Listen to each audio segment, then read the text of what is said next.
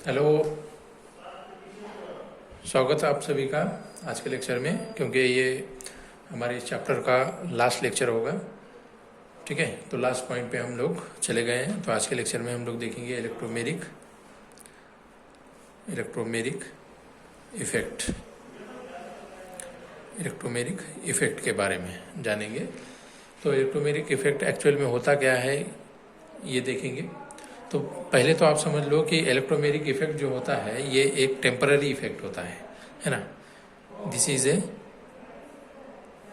Temporary effect, है ना। ये परमानेंट नहीं होगा, टेम्पररी होगा। ठीक है, क्या होगा? टेम्पररी इफेक्ट होगा। ठीक है, टेम्पररी इफेक्ट होगा, है ना। जो कौन एग्जिबिट करते हैं? Multiple bonds. जो मल्टीपल बॉन्ड्स होते हैं, मतलब डबल या ट्रिपल बॉन्ड्स जो होते हैं ऑर्गेनिक कंपाउंड में, तो वो क्या करते हैं? शो करते हैं इफेक्ट, है ना। एग्जिबिटेड बाय, क्या बोल सकते हैं? Exhibited by multiple bonded groups, multiple bonded groups. ठीक, या मल्टीपल बॉन्ड जो ग्रुप में प्रेजेंट होते हैं तो उनके प्रेजेंस में ये होता है। ठीक है, अब यहाँ पे अगरचे एग्जांपल अगरचे देखना है ना, कि जैसे मान लो कि कोई रिएजेंट है और वो रिएजेंट क्या कर रहा है कि मल्टीपल बॉन्ड की तरफ जा रहा है ना। Reagent approaches towards multiple bond, है ना। ठीक है, तो क्या करेगा कि इलेक्ट्रॉन पेयर जो होती है, तो इलेक्ट्रॉन पेयर क्या होगी? शिफ्ट होगी, है ना। क्या होगी? इलेक्ट्रॉन पेयर शिफ्ट होगी। जो मल्टीपल बॉन्ड में जो एक इलेक्ट्रॉन पेयर होगी वो शिफ्ट होगी, है ना, जिसके अंदर में हमें चार्ज स्पेसिस क्या होंगे? फॉर्म होंगे। कैसे होंगे? जैसे एग्जांपल के तौर पे इलेक्ट्रोमेरिक इफेक्ट मतलब क्या होगा देखो। जैसे मान लो कि यहाँ पे आर ये कार्बन से अटैच है और ये सेकेंड आर और ये ओ ग्रुप है ना। अब यहाँ से मान लो कि ये मल्टीपल बॉन्ड है और मल्टीपल बॉन्ड से इलेक्ट्रॉन शिफ्ट हो रहा है, ठीक है, ऑक्सीजन पे चल जा रहे हैं, है ना। और यहाँ पे हमने रिएजेंट यूज़ किया है H+। तो यहाँ पे रिएक्शन होगी तो क्या होगा कि यहाँ पे रिवर्सिबल रिएक्शन होगी। यहाँ से ये इलेक्ट्रॉन यहाँ पे चला जाएगा, मतलब ये यहाँ पे निगेटिव चार्ज फॉर्म होगा RC, ये R, और यहाँ पे ये सिंगल बॉन्ड O, और ये क्या रहेगा? ठीक है, क्या रहेगा? यहाँ पे ये पॉजिटिव चार्ज, ठीक है, यहाँ पे नेगेटिव चार्ज, और ये H क्या रहेगा? पॉजिटिव रहेगा। ठीक है ना। अब जब भी टेम्पररी इफेक्ट को हम इलेक्ट्रोमेरिक इफेक्ट को हम टेम्पररी इफेक्ट कर रहे हैं, क्यों कह रहे हैं? अगरचे मान लो कि यहाँ से ये रिएजेंट को अगरचे हम हटा देंगे तो ये इफेक्ट क्या हो जाएगा? ख़त्म हो जाएगा, और फिर से वो क्या होगा? रिवर्स आ जाएगा अपने ओरिजिनल पोजीशन पे। इसलिए मैंने यहाँ पे एरो बैकवर्ड डायरेक्शन में बता दिया है। ठीक है, एरो क्या कर दिया? बैकवर्ड डायरेक्शन में। तो ये होगा हमारा रिएजेंट, क्या रहेगा? रिएजेंट रहेगा। आ रहा है समझ में? तो ये होता है इलेक्ट्रोमेरिक इफेक्ट, जो कि मल्टीपल बॉन्ड और रिएजेंट के बीच में क्या हो जाएगा? इलेक्ट्रॉन की शिफ्टिंग होगी। ठीक है, तो वहाँ पे इलेक्ट्रॉन पेयर क्या होगी? कंप्लीटली शिफ्ट होगी। One of multiple bonded atom giving charged species structure, ये हो गया चार्ज्ड स्ट्रक्चर। ठीक है, and this effect is temporary and disappears after reagent is removed from the reacting system. ठीक है, तो it is called electromeric effect. ठीक है, अब नेक्स्ट पॉइंट जो आएगा वो होगा हाइपर कॉन्जुगेशन। नेक्स्ट होगा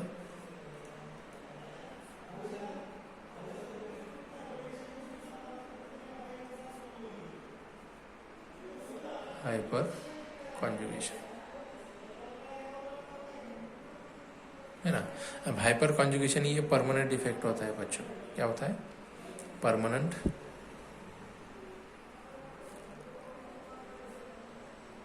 इफेक्ट, है ना। हाइपर कॉन्जुगेशन क्या होता है? परमानेंट इफेक्ट होता है। ठीक है, और यहाँ पे इलेक्ट्रॉन क्या हो जाते हैं? शिफ्ट हो जाते हैं। तो परमानेंट इफेक्ट होता है मतलब क्या होता है? यहाँ पे एक सिग्मा बॉन्ड और एक वैकेंट p ऑर्बिटल के अंदर में क्या होगा?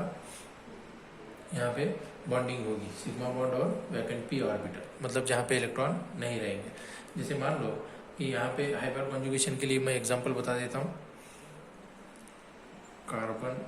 कार्बन, ये आपको सारी बॉन्ड नज़र आ रहे हैं, ये हाइड्रोजन यहाँ पे, ठीक है।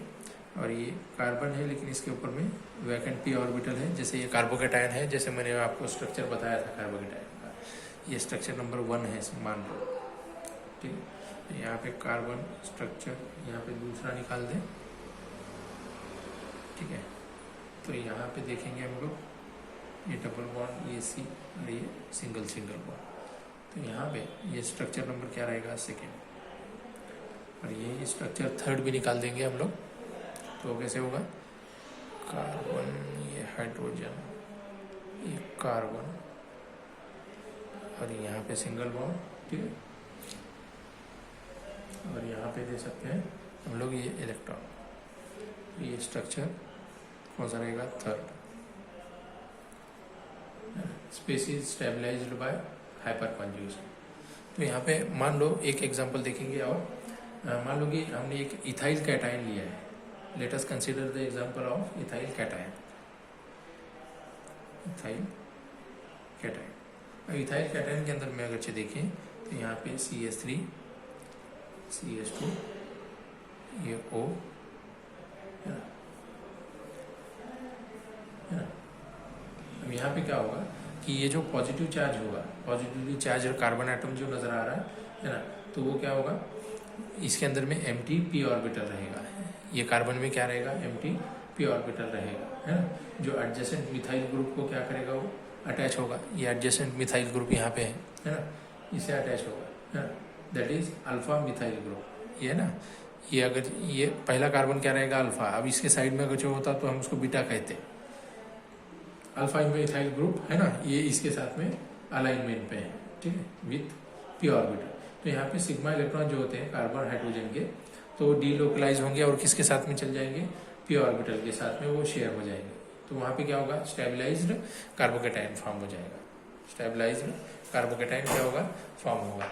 जैसे मान लो कि यहाँ पे मैं स्ट्रक्चर ड्रॉ कर देता हूँ इथाइल कार्बोकेटायन का।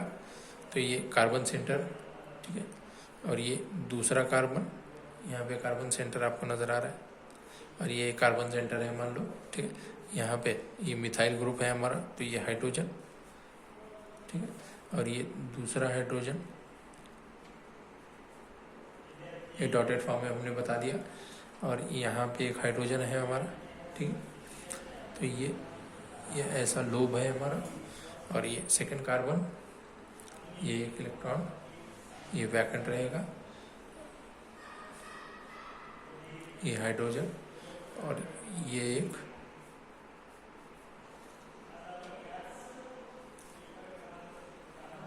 हाइड्रोजन, ठीक है। तो ये रहेगा हमारा MTP orbital, MTP orbital, MTP orbital. अब वो MTP ऑर्बिटल किसके साथ जा रहा है, सिग्मा बॉन्ड के साथ, यहाँ पे है ना।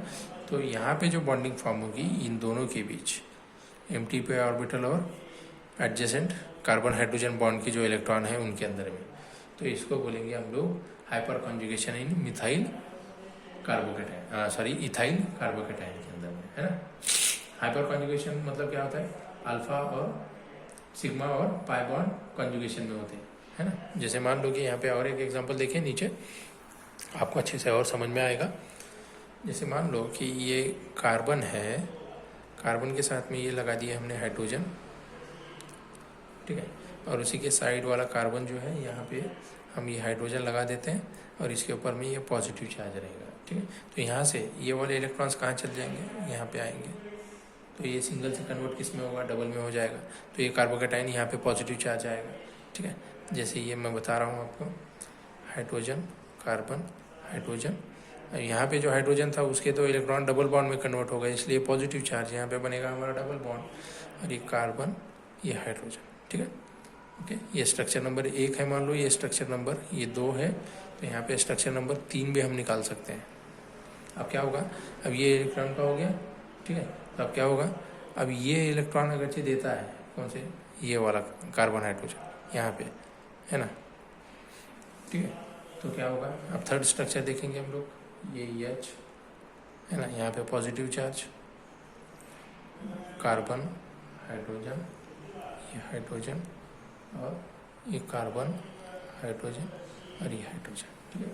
This one is structure number 3। देखिए शिफ्टिंग कैसे हो रही है, पहले तो इस कार्बन के बारे में देखा, फिर ये तैयार हो गया, फिर उसके बाद में ये कार्बन के बारे में देखा, है ना, ये वाला कार्बन ये हो गया। अब उसके आगे स्ट्रक्चर अगर से निकालेंगे हम लोग तो हमें दूसरा स्ट्रक्चर मिलेगा।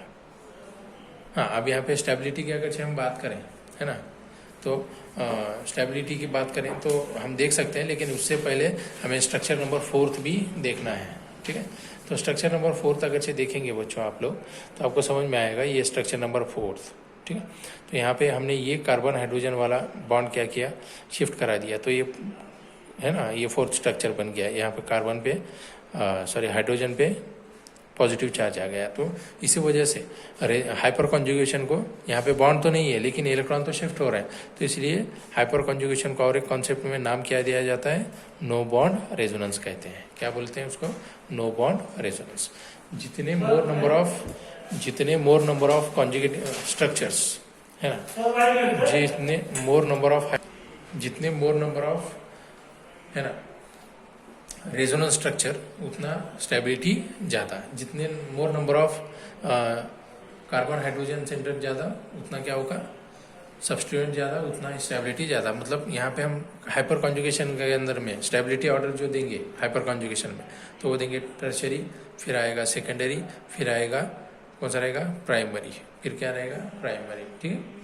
फिर उसके बाद में हम दे सकते हैं CH3 मिथाइल कार्बोकेटाइन, ऐसे, ठीक। तो यहाँ पे अगर से ड्रॉ करेंगे तो क्या नजर आएगा, देखिए पहले तो टर्शरी स्टेबल रहेगा क्योंकि number of carbon hydrogen bond ज़्यादा रहेंगे सेंट्रली लोकेटेड कार्बन को। जितना सेंट्रली लोकेटेड कार्बन सब्सटीट्यूटेड रहेगा उतना ही उसकी स्टेबिलिटी ज़्यादा रहेगी, क्योंकि जितना ज़्यादा उतने नंबर ऑफ रेजोनेटिंग स्ट्रक्चर्स क्या रहेंगे, ज़्यादा रहेंगे।